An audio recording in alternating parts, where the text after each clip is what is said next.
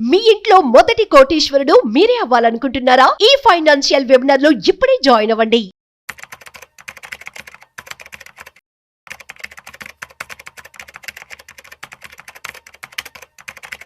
Hi viewers, India's largest digital media network Suman టీవీకి స్వాగతం. ప్రస్తుతం మనతో ఉన్నారు చార్టర్డ్ వెల్త్ మేనేజర్ రమా రాజేష్ గారు.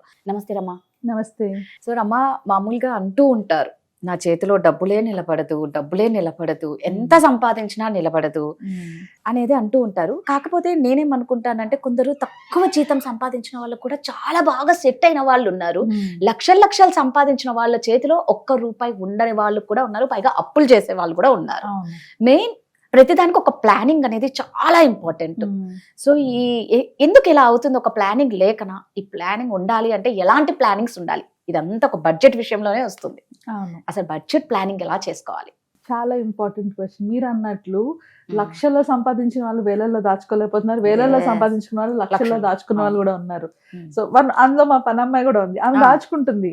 సో అంటే నేను ఎగ్జాంపుల్ చెప్తున్నాను మీకు. అక్కడ వాళ్ళ క్వాలిఫికేషన్ కాదు, అలాగనే వాళ్ళు చేస్తున్న పని కాదు, వాళ్ళు జెండర్ తో కాదు, అది ప్యూర్లీ కూడా ప్లానింగ్ అండ్ బడ్జెటింగ్ దాని మీద డిపెండ్ అయి ఉంటది. నువ్వు ఏ ప్రొఫెషన్ లో ఎంత సంపాదించింది దగ్గర 20 లక్షలు దాచుకున్న 20 లక్షలు దాచుకుందా ఒక తన డబ్బులతోనే.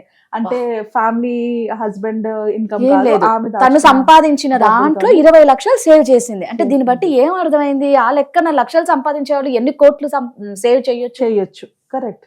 అండ్ మోర్ ఓవర్ ఇది ఎక్కడంటే ఎక్కువ లేడీస్ ఎవరైతే ఆడవాళ్ళు ప్రాపర్ గా మేనేజ్ చేస్తారో అక్కడ ఎప్పుడు కూడా ఎక్కువే కనిపిస్తుంది మీకు.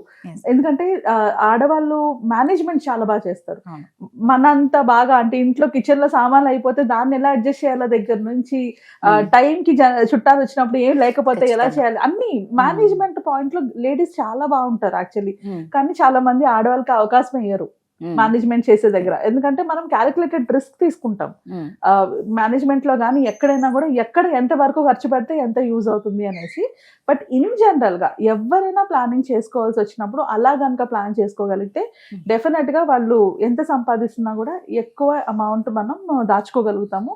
సో ఈ మొత్తం ప్లానింగ్ లో ఫస్ట్ పార్ట్, ఫైనాన్షియల్ ప్లానింగ్ అంటేనే ఫస్ట్ పార్ట్ ఏంటి అంటే బడ్జెటింగ్. ఖచ్చితంగా బడ్జెటింగ్ చేసుకోవాలి. ఇప్పుడు నేను బడ్జెటింగ్ అంటే కూర్చొని లెక్కలు రాసుకోమంటారా అంటే ఈ రోజులో కుదరదు. యూపీఐకి వెళ్తాము, యూపీఐ పేమెంట్స్ ఉంటాయి, ఎక్కడ ఎంత అయిపోతుందో కూడా మనకు తెలీదు. సో అలాంటప్పుడు సింప్లిఫైడ్ గా ఎలా చేసుకుంటే బెనిఫిట్ అవుతుందో అన్నది నేను చెప్తాను. బట్ చేసుకోకపోతే ఏం జరుగుతుందో అది ముందు తెలియాలి కదా మనకి. అదే ఇంపార్టెంట్. అప్పుడు దీని మీద ఇంట్రెస్ట్ వస్తుంది. అది సో నేను బడ్జెట్ చేసుకోవట్లేదు, నేను ఎంత వస్తుందో ఎంత రావట్లేదు నేను ట్రాక్ చేసుకోవట్లేదు, అప్పుడు ఏం చేస్తాను? ప్రతి నెల ఏదో ఖర్చు వస్తుంది. ఇప్పుడు మీరు స్టార్టింగ్ లో పాయింట్ అన్నారు ఎంత వచ్చినా మిగలటం లేదని, ఏదో ఒక ఖర్చు వస్తూనే ఉంటది. మనం దేనికి నో చెప్పలేం. కొన్నిసార్లు ఎలాంటివి ఉంటాయంటే మనం కావాలనుకుంటే అది నో చెప్పొచ్చు, దానికి ఇది నేను పెట్టను అని మనం చెప్పొచ్చు. కానీ అక్కడ టెంప్ట్ అవుతాం, అక్కడ పెట్టుకుంటాం. తర్వాత నిజంగా అవసరం వస్తుంది, ఆ అవసరం వచ్చినప్పుడు మన దగ్గర ఉండదు. సో అప్పుడు మళ్ళీ బయట తీసుకొస్తాం. ఇట్లానే జరుగుతూ ఉంటది. సో మనకి ఎక్కడ నో చెప్పాలి అన్న క్లారిటీ ఉండదు బడ్జెటింగ్ చేయకపోతే. ఇప్పుడు మనకు తెలియకుండానే షాపింగ్కి వెళ్ళిపోతా ఉంటాం. నేను ఎగ్జాంపుల్ లేడీస్ చెప్తున్నాను. బయటకు వెళ్తాం, ఖర్చు పెడతా ఉంటాం, విపరీతంగా ఖర్చు పెడతా ఉంటాం. నేను ఒక్కసారి వెనక్కి వచ్చి ఎంత ఖర్చు పెట్టానని చూడలేదు అనుకో, మళ్ళీ ఖర్చు పెడతాను లేదా? ఏంట్రమ్మా బయటికి వెళ్ళే వరకు అంటున్నావా? వన్స్ ఒక్కసారి మొబైల్ ఓపెన్ చేస్తే ఈ ఆన్లైన్ చీరలు, యూట్యూబ్ లో శారీస్ అతి భయంకరంగా వాటికి అడిక్ట్ అయితే తెలియకుండా నెలలో అరే ఇంత చీర ఇది తక్కువ, ఇంత రేటు తక్కువ 10,000 షాపింగ్ ఫోన్ లోనే అయిపోయి ఉంటుంది. ఎగ్జాక్ట్లీ. సో ఇవన్నీ మనం చూసుకోము, నెలాఖరికి వచ్చేటప్పటికి డబ్బులు నిలవట్లేదు అనుకుంటాం. సో ఇవన్నీ మనం ఎక్కడ ఖర్చు అవుతుందని చూసినప్పుడే కదా తెలుస్తుంది. లేడీస్ విషయంలో ఇవి, మరి మగవాళ్ళ విషయంలోని స్టాక్ మార్కెట్ లో, ట్రేడింగ్ లో అక్కడెక్కడ పెడతారు. అంటే ఫ్రాంక్ గా చెప్పాలి అంటే ఆడవాళ్ళు 10-20 పోగొడతా ఉంటే మగవాళ్ళు ఒకేసారి 40-50 పోగొడతా ఉంటారు. రెండు జరుగుతుంటాయి. ఎందుకంటే మనం రిస్క్ తీసుకోము, మనం చిన్న వాటిలోని ఎక్కువ ఖర్చు పెట్టుకుంటాం, వాళ్ళు ఒకేసారి మొత్తం పోగొడతారు. సో వాళ్ళైనా వీళ్ళైనా ఎవరైనా కూడా చేసే మిస్టేక్ ఏంటి అంటే ఫస్ట్ ఎంత వస్తుంది, ఎంత వరకు నేను దాస్తున్నాను, ఎంత మిగిల్చుకుంటున్నాను క్లారిటీ ఉండదు ఎవ్వరికి. సో బేసిక్ బడ్జెటింగ్ రూల్ చెప్పాలి అంటే 50-30-20 అంటారు. బట్ ఆ 50-30-20 అన్నది చాలా మందికి వర్తించదు, మన ఇండియన్ కల్చర్లో అసలు వర్తించదు. సో ఏం చేయాలి బడ్జెటింగ్ కన్నా అంటే నేను దాచుకోవడం కన్నా ముందు నేను ఏం చేయాలి అంటే అసలు ఎంత వస్తుంది, ఎక్కడ వెళ్తుంది అన్నది క్లారిటీ రావాలి. సో ఎక్స్పెన్సెస్లోని మనకి 2 types ఆఫ్ ఎక్స్పెన్సెస్ ఉంటాయి. ఒకటి ఫిక్స్డ్ ఎక్స్పెన్సెస్ అంటారు, ఇంకొకటి వేరియబుల్ ఎక్స్పెన్సెస్ అంటారు. సో ఫిక్స్డ్ ఎక్స్పెన్సెస్ అంటే ఖచ్చితంగా ప్రతి నెల ఇవ్వాల్సిందే. అంటే అద్దె కానీ, కిరాణం కానీ. Yes. కిరాణా కూడా మనకి మంత్లీ మారిపోతా ఉండొచ్చు, కానీ Yes. కాన్స్టెంట్ గా ఒకటే Yes. అమౌంట్. అంటే రెంట్, ఒక rent. EMI లు. రెంట్, ఈఎంఐ, ఒకవేళ టెలిఫోన్ బిల్స్ ఉంటే అవి, ఇంటర్నెట్ బిల్స్, పని మనిషికి ఇచ్చే అమౌంట్, మన మొబైల్ రీఛార్జెస్, మొబైల్ రీఛార్జెస్, ఇవన్నీ ఫిక్స్డ్ అమౌంట్స్ ఉంటాయి. సో ఫిక్స్డ్ అమౌంట్స్ అన్ని ఏంటి అని సపరేట్ గా రాసుకోవాలి. సో దట్ దీన్ని బట్టి మనకు వచ్చిన జీతంలోని ఎంత ఖచ్చితంగా వెళ్ళిపోతుందో మనకు తెలుస్తుంది. దీన్ని మనం ఆపలేం, ఎట్టి పరిస్థితుల్లో ఆపలేం. అందులో పిల్లల స్కూల్ ఫీజులు ఉంటాయి, ఇవి ఆపలేం మనం. ఆపగలిగింది ఎక్కడ అంటే వేరియబుల్స్ లో, అంటే ఫిక్స్డ్ కాకుండా ఏవైతే ప్రతి నెల పెరగొచ్చు తగ్గొచ్చు, వీటిలో మనం కంట్రోల్ పెట్టొచ్చు. సో ఇక్కడ మనం ట్రాక్ చేయాల్సింది అవి కాదు, ప్రతి నెల వెళ్ళిపోయి ట్రాక్ చేయొద్దు.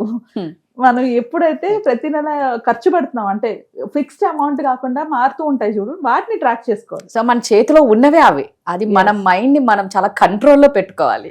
ఎస్, అది పెట్టుకోవాలి అంటే ఎక్కడ ఖర్చు అవుతుందో తెలియాలి, వీటిని ట్రాక్ చేయాలి. వీటిని ట్రాక్ చేసేటప్పుడు కూడా 5 కేటగిరీస్ కింద పెట్టుకుంటాం అనమాట. సో ఫస్ట్ వచ్చేటప్పటికి ఫుడ్ అండ్ గ్రోసరీస్, ఆ కేటగిరీలో ఎంత ఖర్చు పెడుతున్నాం. సెకండ్ వచ్చేటప్పటికి షాపింగ్ కేటగిరీలో ఎంత ఖర్చు పెడుతున్నాం. థర్డ్ వచ్చేటప్పటికి పర్సనల్ గ్రూమింగ్, అంటే ఏమైనా పర్సనల్ గా హెయిర్ కట్స్ అని, లేకపోతే పార్లర్స్ అని, ఏం ఎక్స్పెన్సెస్ ఉంటాయి కదా, అవన్నీ థర్డ్ కేటగిరీలో. ఫోర్త్ కి వచ్చేటప్పటికి ట్రావెలింగ్, ఎక్కడైనా మనం ట్రావెల్ చేస్తుంటే దానికి అయ్యే ఎక్స్పెన్సెస్. ఫిఫ్త్ ఏమైనా ఫెస్టివల్స్ కానీ ఇవి కానీ వచ్చినప్పుడు, ఇవి అప్పుడప్పుడు వచ్చే ఖర్చులు, ఫెస్టివల్స్ ఉన్నప్పుడు మాత్రమే ఆ ఎక్స్పెన్సెస్ వస్తాయి. బట్ ఇలా మనం ఈ 5 ways లో మనం డివైడ్ చేసుకొని కేటగిరీస్ లో పెట్టుకుంటే ఎక్కడ ఎక్కువ ఖర్చు పెడతాను మనకు తెలిసిపోతుంది. రైట్, నేను ఎక్కువ షాపింగ్ లో ఖర్చు పెడతానంటే నేను నెక్స్ట్ చేయాల్సిన పని ఏంటి, అక్కడ ఖర్చు చేయాలి. నేను ఎక్కువ ట్రావెలింగ్ లో ఖర్చు పెడతానంటే అక్కడ ఏం చేయాలి, ఆల్టర్నేటివ్స్ వెతుక్కోవాలి.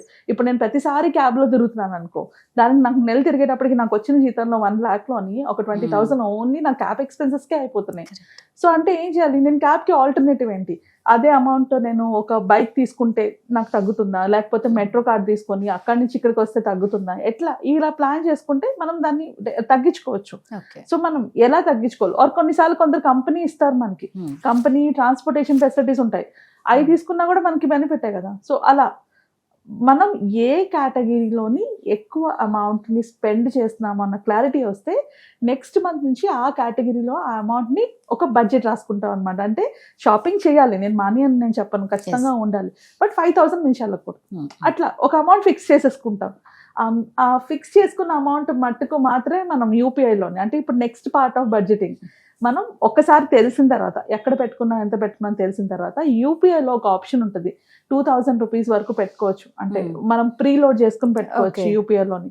సో ఇట్లా అన్వాంటెడ్ ఎక్స్పెన్సెస్ కి మనం ఒక వీక్లీ టార్గెట్ లో పెట్టుకుంటాం, వీక్లీ 2,000 వరకు దాటకూడదు అని. సో అలా మనం పెట్టుకున్నప్పుడు మనం ఎంత ఖర్చు పెట్టినా ఆ వీక్కి 2,000 వరకే వెళ్తాం. ఒకవేళ అంతకు మించి వెళ్ళాల్సిన సిచ్యువేషన్స్ కొన్నిసార్లు వస్తాయి, వచ్చినప్పుడు మళ్ళీ రీలోడ్ చేసుకుంటాం, బట్ కంట్రోల్ స్టార్ట్ చేస్తాం. మనం ఎప్పుడైతే అది కంట్రోల్ స్టార్ట్ చేస్తామో స్లోగా మనం మిగుల్చుకుంటూ ఉంటాం అనమాట. సో దాన్ని బట్టి మనకు ఒక ఐడియా వచ్చేస్తుంది మనం ఎంత అమౌంట్ సేవ్ చేయగలం ఎక్స్ట్రా అని. ఒక 2-3 months ఇలా చేస్తే నెక్స్ట్ మంత్ నుంచి మనం చేయాల్సింది ఫస్ట్ ఎంత అమౌంట్ సేవ్ చేయగలుగుతా అది ముందు దాచేయాలి, ఆ మిగిలిన అమౌంట్ ని స్పెండ్ చేయడం ప్రాక్టీస్ చేయాలి. సో స్టార్టింగ్ నేను 50-30-20 అని చెప్పి 20% సేవింగ్స్ పెట్టండి అంటే చాలా మంది కేసెస్ లో జరగదు. సో ఈ 2-3 months మనం చేయాల్సింది, ఫస్ట్ మంత్ ఫిక్స్డ్ ఏంటి, వేరియబుల్స్ ఏంటి అని తెలుసుకోవడం. సెకండ్ మంత్ దాంట్లో రెస్ట్రిక్షన్స్ పెట్టి చూడడం, ఈ రెస్ట్రిక్షన్ పెడితే ఇది వర్కౌట్ అవుతుందా లేదా, ఇది వర్కౌట్ అవుతుందా లేదా. థర్డ్ మంత్కి వచ్చేటప్పటికి ఆ అమౌంట్ ఎంతైతే మిగులుతుందో అది ఫస్ట్ మనం ఇన్వెస్ట్ చేసేసుకొని సేవింగ్స్ చేసేసుకొని మిగిలిన అమౌంట్తో గెట్ ఆన్ అవ్వడం. అలా ప్లాన్ చేసుకుంటే కనుక మీరు అన్న సిచ్యువేషన్లోకి వెళ్దాము. అండ్ ఇన్వెస్ట్మెంట్ చేసేటప్పుడు కూడా ఫస్ట్ మనకు ఉండాల్సింది ఎమర్జెన్సీ. ముందే డైరెక్ట్గా వెళ్ళి మ్యూచువల్ ఫండ్స్లోనో లేకపోతే ఎఫ్డీస్లోనో ఆర్డీస్లో కాకుండా ఎమర్జెన్సీ ఫండ్ కోసం కొంత అమౌంట్ ఖచ్చితంగా ముందు పెట్టుకోవాలి. ఆ అమౌంట్ దాటిన తర్వాత ఇన్వెస్ట్మెంట్ స్టార్ట్ చేయాలి. ఓకే, సో ఇది చాలా ఇంపార్టెంట్ అయిన ప్రొసీజర్ అన్నమాట. ఇదే మనం మన పిల్లలకి నేర్పించినప్పుడు, కొత్తగా జాబ్ జాయిన్ అయిన వాళ్ళు కూడా ఇదే నేర్పించాం అనుకో, వాళ్ళకి పెద్దగా రెస్పాన్సిబిలిటీస్ ఉండవు. సో వాళ్ళకి స్ట్రైట్ అవే నీకు వస్తున్న దాంట్లో 50% ఇన్వెస్ట్ చేసుకో, మిగతా 50% ₹1 కూడా మిగిల్చుకో, ఖర్చు పెట్టుకో. సో అంటే వాళ్ళకి కూడా తెలుసు నాకు వచ్చిన దాంట్లో ఒక 50% నేను దాచేసుకోవచ్చు, మిగిలిన 50% నేను ఏమైనా చేసుకోవచ్చు అని. యాక్చువల్ ఎంజాయ్మెంట్ కూడా అవసరమే కదా ఆ ఏజ్ లోనే, మొత్తం దాచుకోవడమే కాదు కదా కావాల్సింది. సో అలా ఎప్పుడైతే ప్లాన్ చేసుకుంటామో వాళ్ళకి అక్కడి నుంచి అలవాటు అయిపోతుంది. రెస్పాన్సిబిలిటీస్ తక్కువ ఉన్నప్పుడు సేవింగ్స్ ఎక్కువ ఉండాలి, రెస్పాన్సిబిలిటీస్ ఎక్కువ ఉన్నప్పుడు సేవింగ్స్ తక్కువ అయినా కూడా మీకు ముందు దాచిన డబ్బులు యూజ్ కాపాడుతుంది. అవుతుంది. సో అలా ప్లాన్ చేసుకుంటే, ఏజ్ బట్టి ప్లాన్ చేసుకోవాలి. అలా ప్లాన్ చేసుకుంటే ఖచ్చితంగా ఎవరైనా సేవ్ చేయగలరు. ఇప్పుడు coming to the same question, starting లో మా పన్నమ్మాయి ఎట్లా దాచింది అంటే, తన ఇన్కమ్ మీద వాళ్ళ ఫ్యామిలీ గడవట్లేదు. వాళ్ళు పెట్టుకున్న రిస్ట్రిక్షన్ ఏంటి అంటే, హస్బెండ్ అండ్ వైఫ్, అతనికి ఎంత వస్తే దాంతోనే వాళ్ళు సర్వైవ్ అవ్వాలి. ఓకే, సో ఆమెకు ఎంత వచ్చినా కూడా అదంతా ఆమె ఇన్వెస్ట్ చేసుకుంటాం. సో అందువల్ల అలా ఎంత చేయడం. మంచి అండర్స్టాండింగ్ కదా. Yes. ఆ అండర్స్టాండింగ్ ఒక కపుల్లో ఉంటే ఖచ్చితంగా ఈజీగా ఫైనాన్షియల్ ఫ్రీడమ్ తెచ్చుకోవచ్చు. ఖచ్చితంగా. సో ఆమె మొదలు పెట్టిన దగ్గర నుంచి అదే అండర్స్టాండింగ్ తో వాళ్ళు వెళ్ళింది. అతనికి వచ్చిన జీతంతోనే, ఏదైనా అతనికి వచ్చిన జీతంతోనే తన జీతం అంతా సేవింగ్స్ కి, ఇన్వెస్ట్మెంట్స్ కి వెళ్ళాలి అని. సో ఆ దాంతో వెళ్ళడం వల్ల ఆమె అలా దాచుకోగలుగుతుంది. సూపర్. అది అందుకే అంటారు చూడండి, సపోర్ట్ అనేది కంపల్సరీ ఉండాలి. సెకండ్ థింగ్ ఏంటి అంటే, సో మన చేతిలో కూడా ఉంది. మనం అనుకున్న సొంత ఇల్లు కానీ ఏ కళలైనా తీర్చుకోవచ్చు. అది మనకి ఏంటంటే ఒక ప్లానింగ్ లేక కరెక్ట్ పోతుంది. ప్లానింగ్ చాలా ఇంపార్టెంట్. అది ఏదైనా కానీ proper planning very beginning stage లోనే తీసుకుంటే అది మీరు ఫాలో అయిపోయినా చాలు. సో ఇదే మెయిన్ మిస్టేక్ చాలా మంది చేసేది. ఒక ప్లానింగ్ వాళ్ళకి రానప్పుడు అడ్వైస్ తీసుకోరు. దానికోసం డబ్బులు ఎందుకు ఖర్చు పెట్టాలి, ఒక అడ్వైజర్ దగ్గరికి ఎందుకు వెళ్ళాలి అనుకుంటారు. బట్ నువ్వు ఆ అడ్వైజర్ కి ఇచ్చే ఒక్క మనీ నీ లైఫ్ లో ఎంత మనీ నీకు సేవ్ చేస్తుంది. సో అది మనం తెలుసుకొని ఒక అడ్వైజర్ దగ్గరికి వెళ్ళి, అంటే నీకు రాకపోతే వెళ్ళి చేయించుకోవడంలో తప్పులేదు. తప్పులేదు. వాళ్ళు హెల్ప్ చేస్తారు. దాన్ని బట్టి నువ్వు లైఫ్ లాంగ్ ప్లాన్ చేసుకోవచ్చు కదా. Thank you. Thank you.